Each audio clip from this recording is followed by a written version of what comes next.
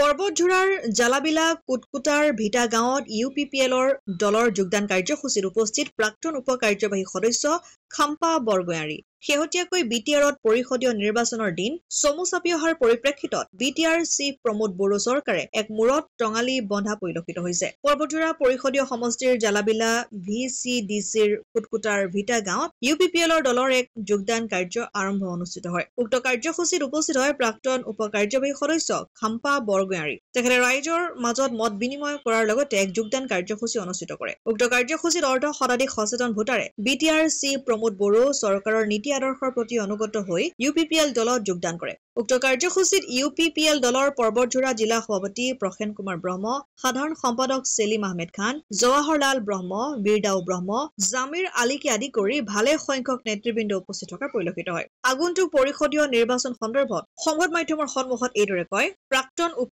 কাৰ্যবাহী সদস্যগৰাকীয়ে।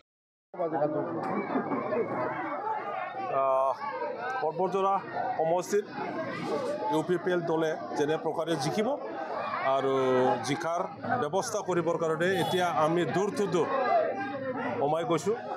আজি জালাবিলা ঠাইবাৰীৰ আণ্ডাৰত কুটকুটাৰ ভিটা ইয়াত আহিছোঁ আৰু গোটেই গাঁৱৰ মানুহসকলে ওলাইছে। ইয়াত যোৱাবাৰ MP ইলেকশ্যনত মই যিহেতু কেণ্ডিডেট আছিলোঁ BPFত যথেষ্ট ভোট দিছিলে এই গাঁৱৰ পৰা BPFত। ইয়াৰ কাৰণে মোৰ চিনাকি গাঁওবাসীসকলে আজি আহি পেলাই তেখেতসকলৰ লগত আলোচনা কৰিছোঁ আৰু কিয় BPFক এতিয়া ভোট দিব নালাগে, UPPLক কিয় ভোট দিব লাগে এই কথাটো মই বুজাই দিছোঁ, আমি কথা পাতিছোঁ। এতিয়া গাঁওবাসী সকলোৱে যোগদান কৰিছে UPPLৰ আৰু আগন্তুক BTC ইলেকশ্যনত UPPL দলৰ প্ৰাৰ্থী পৰ্বতঝোৰাৰ পৰা তেখেতক জিকাই দিয়াৰ ক্ষেত্ৰত আমাৰ এই অঞ্চল যথেষ্ট কণ্ট্ৰিবিউশ্যন দিব। দেখা গৈছে যে যোৱা ইলেকশ্যনত আমাৰ মুখ্যমন্ত্ৰী ডাঙৰীয়ে কৈছিল যে হাগ্ৰামা মহিলাৰ জেলত যাব লাগিব, কিন্তু 5টা বছৰ হৈ গ'ল জেলত নগ'ল। এই ক্ষেত্ৰত কি এইটো চৰকাৰৰ কথা, কি ভাবিছে কি হৈছে কি হোৱা নাই তেখেতসকলে জানে, মই কমেণ্ট নিদিওঁ। এতিয়া আকৌ ওলোটা মিত্ৰীলৈহে দেখা গৈছে। তেনেকুৱাতো দেখা নাই। BJPয়ে কৈছে UPPLৰ লগত এলায়েন্স কৰি এলায়েন্সত ইলেকশ্যন নেখেলে, এই কথাটোহে কৈছে। ইয়াৰ মিনিংটো সেইটো নহয় যে BJPয়ে BPFৰ লগত এলায়েন্স কৰিব, সেইটোতো নহয়। UPPLৰ লগত এলায়েন্সত নেখেলে বুলিহে কৈছে, BPFৰ লগত খেলিম বুলিতো কোৱা নাই। আৰু দেখা গৈছে যে আমাৰ চিফ যিজন আছে প্ৰমোদ বড়ো ডাঙৰীয়ে কৈছিল যে হাগ্ৰামা মহিলাই দুৰ্নীতি কৰিছে আৰু দুৰ্নীতিৰ হিচাপ হ'ব, কিন্তু 5টা বছৰ হৈ গ'ল হিচাপ নাই। নিশ্চয় কৰিছে, কিবা যদি দুৰ্নীতি হৈছে নিশ্চয় কৰিছে আৰু ইয়াৰ তৰ্ক বিতৰ্ক আমি যোৱা 4.5 বছৰত আমি শুনিবলৈ পাইছোঁ, দেখিবলৈ পাইছোঁ। কি ক'ব, যিটো কেইটা মাহে বাকী BTR ইলেকশ্যন কেনে হ'ব UPPL এতিয়া চৰকাৰ গঠন কৰিব পৰা নাম্বাৰৰ অলৰেডি জিকি আছে, আপোনালোকে জানে। বিভিন্ন ঠাইত আপোনালোকে ৰিপৰ্টাৰ হিচাপে হৈ পেলাই সোমাইছে, গাঁওবাসী হিচাপেও সোমাইছে, বুদ্ধিজীৱী হৈ পেলাই বুদ্ধিজীৱীসকলৰ লগত আপোনালোকেতো কথা পাতিছে।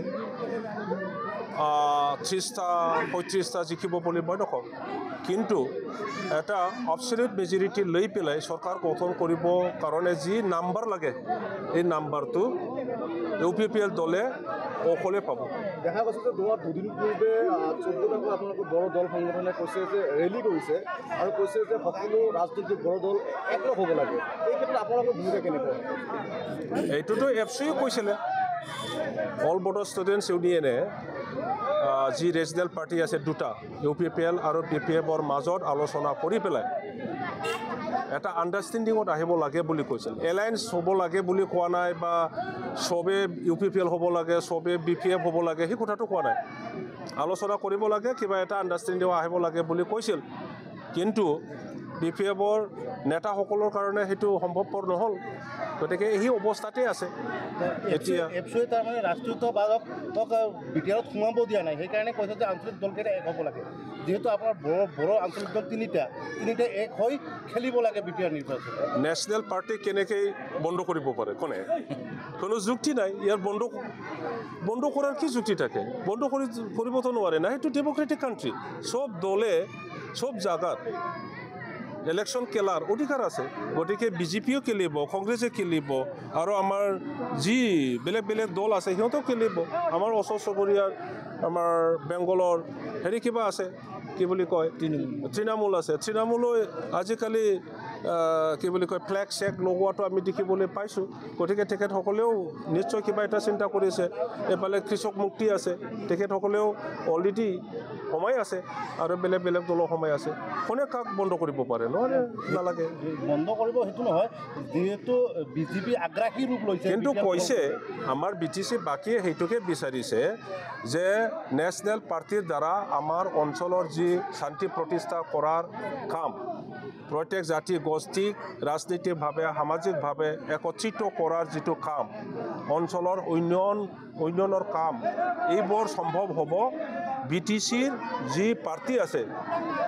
ইয়াৰ দ্বাৰাহে হ'ব নেশ্যনেল পাৰ্টিৰ দ্বাৰা নহয় সেইটো BTC বাকীয়ে জানে আৰু সেই কথাটোকে বিভিন্ন দলৰ জাতীয় দলবিলাকে জাতীয় সংগঠনবিলাকে নিজৰ জাতি গোষ্ঠী ধৰ্মাৱলম্বীক বুজাই আছে পৰ্বতঝোৰাৰ পৰা কৰুণা অধিকাৰী ৰিপৰ্ট অসম আদিত্য